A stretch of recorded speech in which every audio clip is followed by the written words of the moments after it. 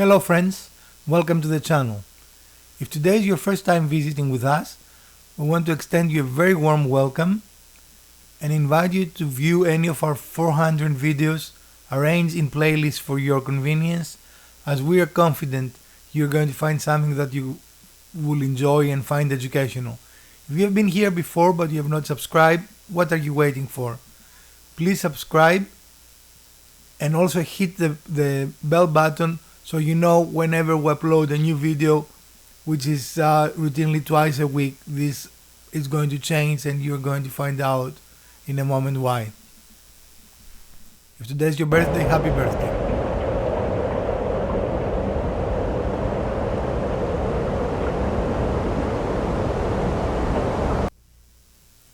We have an announcement to make, and that relates to some recent news.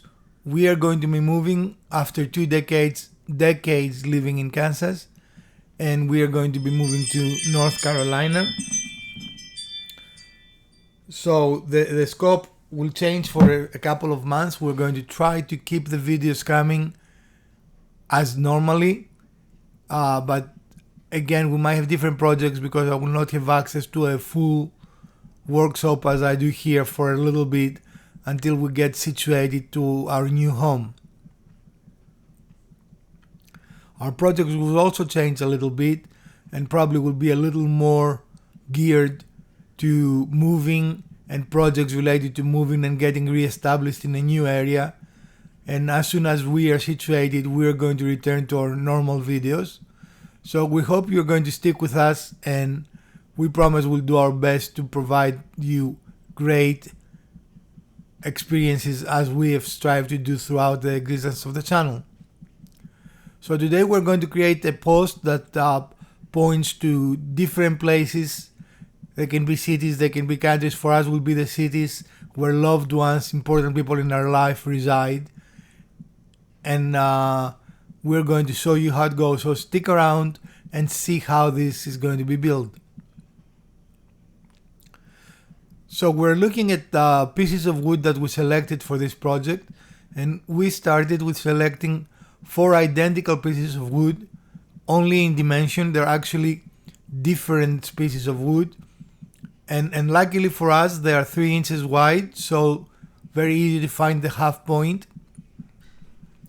And then to make sure that our angle is the same, we go 3 inches down from the point, so we make another point on its direction, and you see Mrs. Wizard doing that here.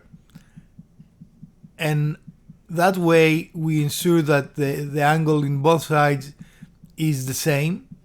Then we're going to connect those points with a straight edge of some form to create an arrow point. We're going to only cut once, so we plan to put the pieces on top of each other before we cut them, because really this is the most efficient way and also is the best way to make the 4 pieces look identical after they're cut.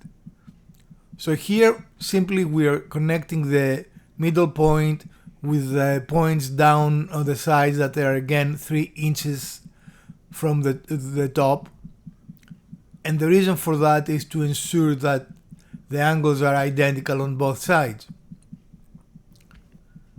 You can do that with any straight edge. At this moment we didn't need to have a square, but it is what we used. And also we're double checking there to make sure that what we have done is correct and that the distance, the vertical distance, is the same. And we do that because that is an extra check, if you wish, that our angle is correct, and it is the same. So you will see Miss Wizard here make another point just to ensure that we are in correct spot, and we actually are. And here is the drawing of our arrowhead, very well defined, as you can see. So our next step is we need to find the middle again, and also we need to find the same distance that the top of the arrow is on the front, here in the back where we're going to make the back end of the arrow. And again, the process is the same. We're going to go from that point to each corner, draw a line which we're going to use to cut the piece on our bandsaw. The bandsaw is the best tool for this specific job because it makes nice clean cuts, and also it doesn't take a lot of material off, so you're not going to have a lot of waste. Here we're putting all pieces together, as you can see, and we are going to use painter's tape to tie them as one piece because we are going to actually cut them all as one piece. And as you can see, this is a simple process. All you need to be careful is that the pieces don't move, so they remain as one piece. Ms. Wizard here makes some small adjustments to ensure that is the case. And then we'll close that first loop. And we are going to do that 2 more times, one towards the front and one towards the middle. And that will really keep that piece, keep those 4 pieces, as one piece, and will make cutting it on the bandsaw a very easy process as compare trying to cut it 4 times. So this is both for efficiency and also for look. This is just the best way to do that if you have the capability. If you're going to do that using handsaw, you have to do it one at a time. It will be very hard to do that with a handsaw in all 4, in my opinion. Of course, you're welcome to try if that's what you would like to do. And here is the piece that we're going to take to our bandsaw.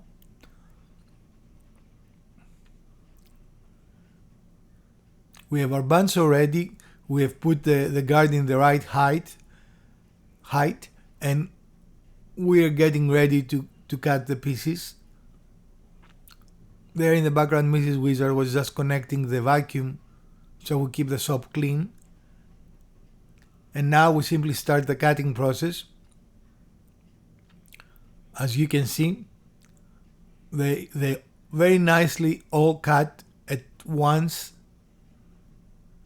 The tape does a phenomenal job of not letting them move. It is probably one of the most useful and underrated tools in the workshop. Using a tape is an amazing way to do this. So this is actually real time. This is not sped up.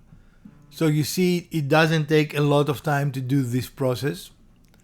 We're going to stay with you to show it to you, just so you'll know that everything you will see on this video today is real time. We have not sped up anything. And the purpose of that was not to make the video longer, but to show you. This is the only tricky part. You need to be right at the corner, and Ms. Wizard here did an amazing job in doing so. And you can see that it is not an extremely difficult process. It is a process that you need to take slow, and it is a process that you simply have to take care with, because if you make a mistake, in essence you're making 4 mistakes here. And again, you see the end of the arrow really defined very, very nicely. And now we're going to do the tip. I like the waist parts. I'm going to find the project for them because I like the shape, and I have some ideas of how to do it. But again, considering this is a real-time process, you see, this is not a project that takes a lot of time. This is easily a couple of hour project in a rainy evening or something like that. And if you take your time to do it right the first time, you really will not have any waste. Once again, the tricky part is you have to start right at the edge. Once you do that, then following the line is fairly easy. At least in our bandsaw, we have found that the blade has zero drift, especially when you have the guard correctly positioned. I'm sure different bandsaw have different characteristics, but I would assume that once you cut with a bandsaw a couple of times, you have a good feel of how that bandsaw feels, and we are both comfortable in using it and make very exact cuts. If you notice, we did it, Miss Wizard did it exactly on the lines, and we have zero mistakes. You can actually see that you cannot see the pencil line, which indicates a perfect cut on the line. So here it is. All our 4 pieces are done at once, saving time and increasing accuracy, as we said before. Now we're making some tests to see how we're going to write our signs, and we're using a scrap piece of wood of similar type, even though the woods are all 4 different species. And we're using here a thick-tipped Sharpie. That's all that is, and you can see it has a decent point. Traditionally, in those posts, people write in them either with paint or something else. We decided not to use paint, and here we use chalk, liquid chalk, and we haven't used this for some time, and unfortunately the first letter we got a lot of not bleed, but a lot of chalk out. But as we continue, you can see that this also is a viable option. But if you use that first, make sure that you write a letter or two before you write it on your piece, so you don't have that big blob there. Now we're going to simply remove the tape and free the pieces, so nothing really exciting here. But you can see how we do that, and Mrs. Wizard just separate the 4 pieces by taking the tape away. Take the tape away from for each of them. The advantage of the tape is that it's very easy to remove and doesn't leave any residue. And now we are kind of dry fitting, because the direction that the arrows point based on the location you are will be different, and also they will not be parallel to each other, because you have to point west, east, north and south, so slight movement of the arrows will allow you to be more accurate. You will not be 100% accurate, but will give the general idea of where the locations are. Now we're using the Sharpie that we decided was the best solution for us. Again, it is an individual preference, but we're going to write the name of the 4 cities we are going to point out and the state that those cities are in. And we start with Fort Collins, Colorado. That's one of the important cities we'll be keeping in mind as we are in our new place in North Carolina. So the second place, that looks very nice. I think I couldn't do such a great job as Miss Wizard did. So now we're ready to write our second place, which is actually in Maryland, and it's another family members there that they're very dear to our heart, and we plan to visit often since it is close to North Carolina. So that's Rockville, Maryland, and that's one of the reasons we are moving, is to get closer to family, because we've been very isolated in the middle of the country. The next place is Overland Park, Kansas, which will also have family, and it is a nice way to keep people in mind when you do projects like that.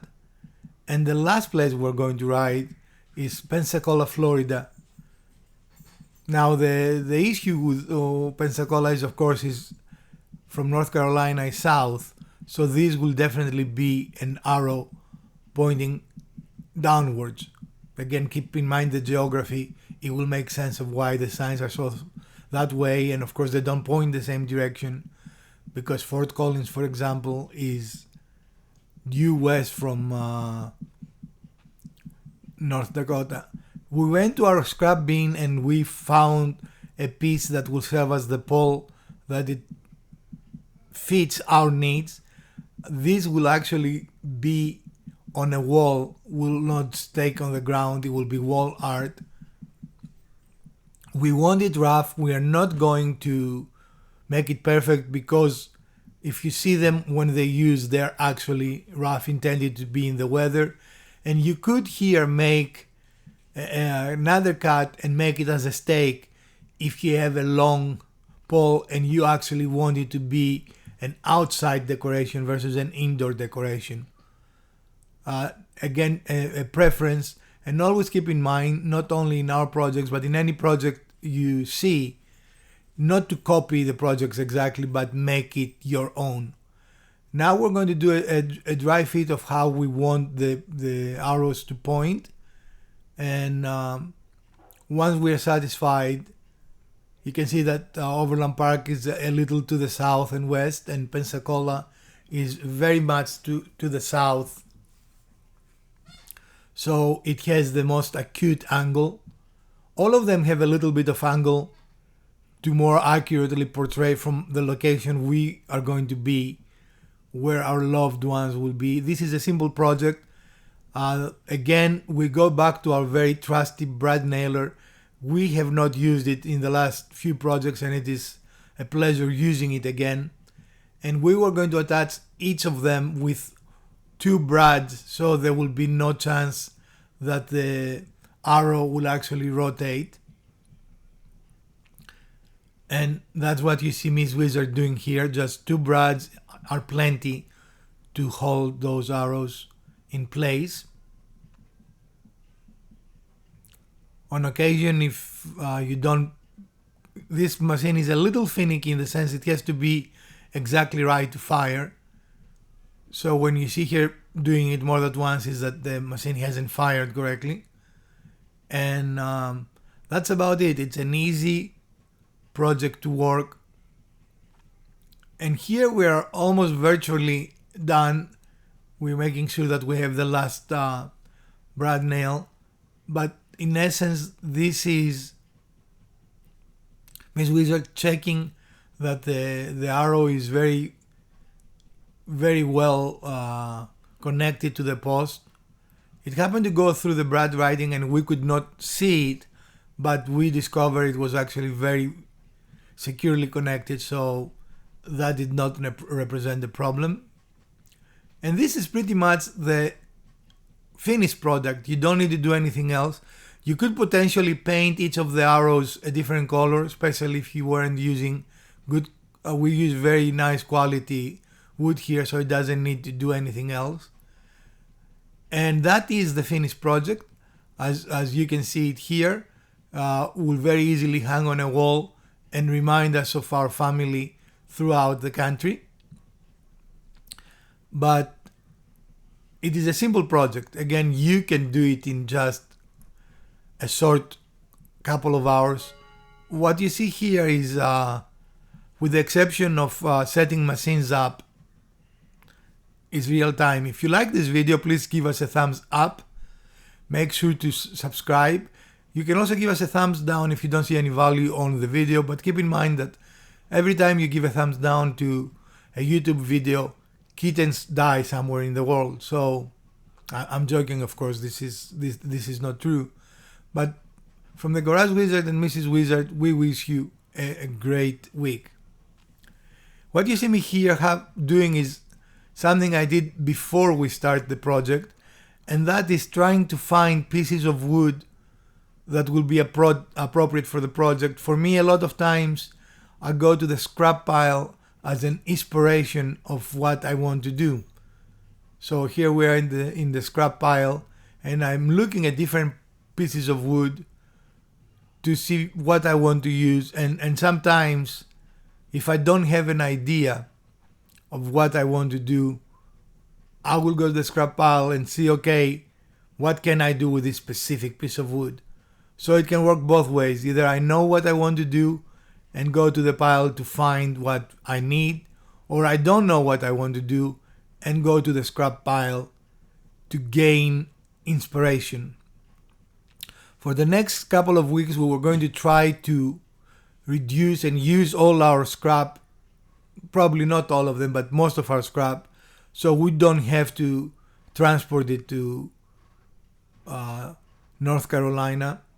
I like this piece of wood. It was very nice quality wood. It was very straight and it looks very nice.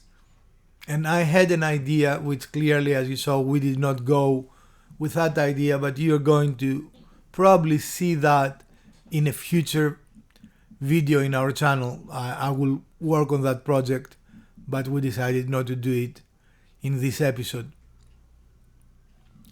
So again, you see me just picking up pieces and looking at them as a means of inspiration.